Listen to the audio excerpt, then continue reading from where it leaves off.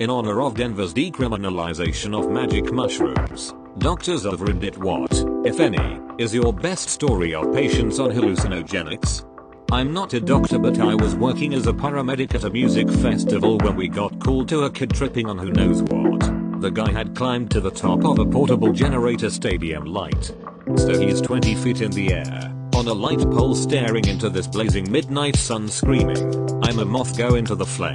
We had several cops, firefighters and myself standing at the base for 30 minutes discussing how to get him down without killing him or us. The entire time a crowd of people on drugs is surrounding us to see how it all plays out. Do we get a ladder truck and try to coax him down? What if he won't go? Do we spay mace up there? What if he falls? All of a sudden this greasy looking janitor walks up, turns off power to the generator, turns on his flashlight and aims it at the mothman. Dude looks at the flashlight on the ground, scambles down and follows it to the medical rent like a puppy about to get a snack. I'm embarrassed that none of us thought about that. Was at a music festival once, with a group of friends. I had blacked out earlier, but came to and remembered we as a group had taken some acid throughout the day. I have a friend who's known for passing out at festivals, parties, sometimes clubs. The dude just has a knack for it. Anyways, we notice he's lost, so we all walk around. It was a small festival, looking for him, even splitting up at some point. We turned every corner of that place around, nada. At this point, it literally just pops into my head, like the memory of a dream, but probably more vivid. I see him pass over in the porta potty. Called it right then and there, so we go looking, but no dice. We weren't about to open every porta potty either. Not 30 minutes later we find him by some stairs, looking real beat. Guess what had happened to him? He passed out in a porta potty and woke up 30 minutes later, still in said porta potty, when people started basically shaking it to get him awake. He sleeps hard, must have taken a while. But yeah, deep inside I just knew he was there, and unfortunately I was right. I went to Bonnaroo a few years back and I had vendor and media wristbands so I could spit pretty much every line. As I was walking to a vendor entrance I see this spun out dude being questioned by security on horseback. When they get down to get closer to tame him for medical evaluation, in a stroke of drugged up genius and panic, he slapped both horses on the ass and took off running in the opposite direction, cackling like a witch. Security just stood there looking at the horses, then at him, not knowing what to chase first. They eventually opted to go for the horses running through tents because obviously that's a potential issue. A few hours later I'm walking to grab lunch and I see a dude with a mullet and a tramp gun driving a camouflaged ATV in a panic state. Since my vendor gig required me to have a radio, I start flipping through channels until I get a conversation about the horse. Basically ATV guy was pissed that they couldn't find a horse at a festival. Kept saying shit, alright I'll check there again but I just don't get how you lose a horse. Favorite morning afternoon that weekend by far. Edit. I forgot another funny part of this. My friend was working a falafel stand, which is where I go for lunch since she'd trade me food for weed, and when I got there I asked her if she heard about the horse. She suddenly looked horrified and goes, "Wait, there's actually a horse on the loose. I thought that guy was just really fucked up." She met Mullet Man and he was frantically asking her about a horse. She legit thought he stole a work ATV and was asking people about a horse because he was fucked up. I have worked for electronic music festivals and nightclubs for about 8 years. I have had to participate in many a high person needing assistance. Some quite hilarious. A few more serious, but mostly a good time. You must treat them like puppies and children if you want them to listen to you. Once I had about 6 different people following me around like baby ducks. It was very comical, but they all were listening to me and my direction. I am kinda a pro at dealing with high people. I have seen lots of cops mishandle or struggle with them. But if you want results you gotta get in their trippy minds. I had a guy who was freaking out thinking he was going to die because he thought he had eaten too many hallucinogenic mushrooms. He went online and saw that sometimes patients are given activated charcoal to soak up the mushrooms in the stomach. Not entirely true BTW. So he goes outside and starts chowing down on charcoal briquettes that he has in his garage for grilling. After about a dozen he realizes, holy shit, I'm eating charcoal briquettes. Now he is really freaking out, so he grabs his dog, as he thinks he is never coming back to his house, and drives himself to the ED. He parks out front, walks into Tridge with the bum, black charcoal all over his face and hands, and says, I need a doctor and someone to watch my dog when I die. I was once this man. I made my BF and my brother give me a funeral in the living room because I wanted to pass peacefully in home. They were both stone cold sober and were taking the piss in the situation. I, on the other hand, was convinced it was my time and wanted it to be perfect. For a living room funeral and a casket made out of moving boxes, it was rather nice. Was working night shift on inpatient service. ED called to admit someone. We've got a 17-year-old down here with altered mental status. We think he needs to be admitted for eval monitoring, VSS, Chen-Fine, etc., etc. Now, I'm not a pediatrician. I don't do kids. I don't understand why the ED is calling me. But I'm an intern and it's 2 in the morning, so arguing about it is stupid. I headed to the ED. I get there to see a young dude sitting there with his parents. I'll mention that his dad was a full-bird colonel and very much fit the archetype, and his mom seemed to fit that type of personality, too. The kid is literally rolling around in his bed, alternating between crying, asking if he was going to die, rubbing his dad's hand, and telling him how much he loved him. I had to sit there and take a history with a straight face from a 17-year-old who kept being distracted by just how much he loved his dad. I think my first question was, did you take anything tonight? And he was straight up and said, oh, yeah, like a shit ton of acid. What, Denny? I 100% laughed at this statement. His dad was not amused. The patient was discharged the next morning. I'm an anesthetist. During a C-section the epidural seemed to not fully be working and the patient was feeling pain, so we were forced to give ketamine. Ketamine has many effects and one of which is profound pain blocking, analgesia. It's safe to use in this case because it won't stop the baby from breathing like morphine or fentanyl would. Ketamine also causes hallucinations, like severe hallucinations. Patient stopped screaming from pain and began screaming from the dragons. Oh shit. Oh shit. AHHH. Get them away while being totally pain-free and comfortable. It was not in a terrified way but more of an excited I can't believe it kind of way. When the baby came out and began crying it turned to what in the fuck is that? Oh my god. That lasted a solid 20 minutes. I had a patient who had taken an ungodly amount of Benadryl in a failed suicide attempt. A lot of people think that since it makes you drowsy, a bunch of it might be able to kill them in their sleep. Instead of killing them though, Benadryl basically gives you absolutely terrifying hallucinations for like 24 hours or more and then leaves you with the worst multi-day hangover you have ever had in your life. He would not stop yelling and screaming about that damn cat poking its head out of the ceiling tiles every single time I left the room. He also had short bursts of thinking he was covered in bugs and I would find him stripped naked and yelling into the wall. On my 18th birthday I drank a bunch of liquid Benadryl just to get high. Hey, we had to be creative. We were broke. For the rest of the day and night I lay there thinking that my body had stopped breathing subconsciously and I had to actually consciously tell myself to breathe. Because I was so fucked up, my mind would wander and I would suddenly come to the realization that I was forgetting to breathe and start gasping for air. It was horrible. I totally thought I was gonna die. I experienced this exact scenario but simply from an edible. I got in bed next to my mom who was asleep and tried to actively time my breathing to hers because moms know best and surely I won't die if I copied her. Oh man, I've done this before. Benadryl is a deliriant, and after it hit me, I had to get my brother to drive me to the end. The glove container in the room had a small glove on the front that wouldn't stop waving at me. Transparent flies all in the air. A cone right outside my door kept vibrating. 0/10 never again. Had a friend become impatient with mushrooms once. He took an eighth, and an hour later decided they weren't very strong. So the most logical thing to do would be eat his other eighth. Cut to 2 hours later, and he is parked on top of a parking garage. Tried to drive across town when they kicked in and he immediately realized his fuck up. He tried to wait it out, but after being abandoned by everyone else, I wasn't around. No way in hell would I have left the poor guy on 7 grams of shrooms to his own devices, and he decides he needs help. So he calls 911.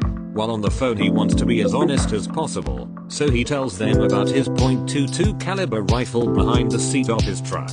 Only it comes out as, there's a gun in the car. He says he was tripping and sweating so badly. It was July. The next thing he remembers is hearing a tink tink tink and looking up to being surrounded by police, guns drawn and ready for anything. Friend isn't in danger though, so they get him in an ambulance and give him charcoal to induce vomiting. The rest of the night is a blur for him, and he wakes up cuffed to the bed. They ask him if there's anyone he can call for a ride, and he tells them his mom is a nurse who works on the 2nd floor. Apparently while tripping he kept telling them to go upstairs and get mom. So they all have a chuckle realizing his mom really was upstairs.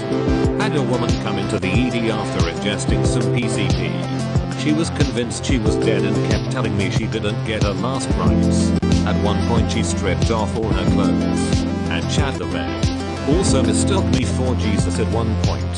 She was freaking out for nearly 24 hours. How did PCP ever get popular?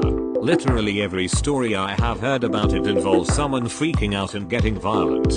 In lower doses it's a euphoric hallucinogen, and the reason it's been known as angel dust and love boats in the past. The stories about naked superhuman monsters are about people who overdosed and are having a bad go.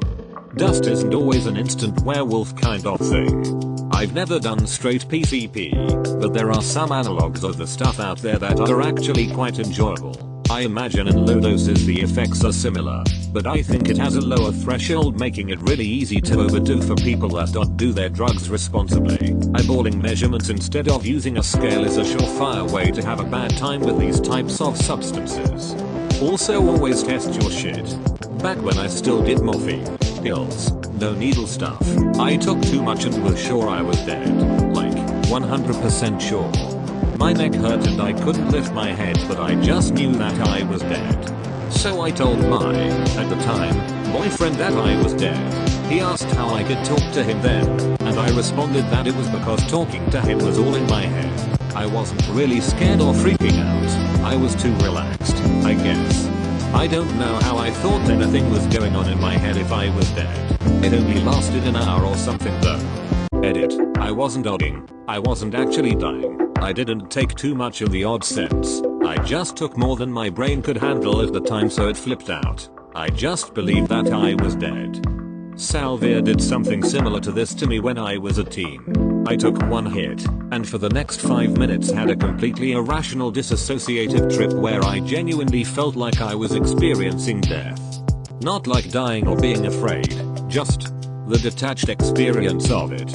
The trip was over minutes later, but I couldn't shake the feeling for weeks. At first I thought I was dead, and afterwards I just felt dead, like nothing was real anymore. I was a doctor that was on rotation in the emergency department. 33-year-old male who was brought in naked by the police, under the influence of suspected mushroom ingestion. He had a bit of trouble understanding why he'd been arrested, despite being very aware of the fact that he'd been caught gallivanting around naked in the rain in a children's playground. The initial police response had been with 2 officers, and he told me with glee that they weren't able to grab him because he was slippery like an oiled pig in the rain, and the nakedness didn't help with no clothing for them to grab. Due to being unable to catch him, they called for dog squad backup. He recounted with a shit-eating grin how he'd hidden inside the giant puddle like Rambo and had thrown sticks and rocks to confuse a police dog. Following an hour or so, they gave up and reverted to using a search line of 12 police slowly advancing to find him.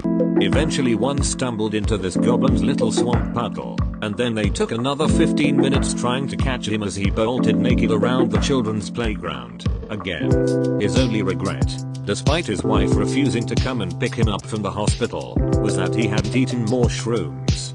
Nurse here, used to work the night shift in a very small, rural ED in North Carolina. We had a couple in their 20s get picked up the local police. They were found in their car stopped on the train tracks looking very lost and confused. They had somehow made it from Raleigh and were attempting to get to the beach. We don't know exactly when they decided to take the LSD. Sophia brought into the ED for an eval before Thea let go. This being rural NC, no one had a clue about how to handle this type of situation. We basically gave them IV fluids, put them on cardiac monitors, and tried not to stimulate them too much. They were extremely polite, and since I was the closest in age to them and had some experience with recreational drugs, I did my best to engage them. As I was starting an IV on the male partner, I asked how he was feeling. "Very safe," he replied. His pupils were as wide as saucers. I miss that job sometimes.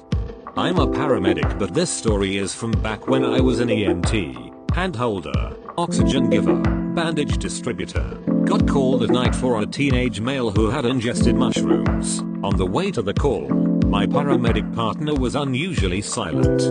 After a while she pipes up, "I don't get it. He ate mushrooms." Like, what? Portobellos? She grew up very sheltered in the country, so that's how this was gonna go. We get there and the cops walk out a skinny kid wearing only boxers. Took some shrooms. First time ever, freaked out and told his parents, who called 911. My partner is spinning in circles and asking whether she should call poison control. I help the kid into the ambulance and onto the stretcher, turn the lights down low and tell my partner just to drive to the hospital.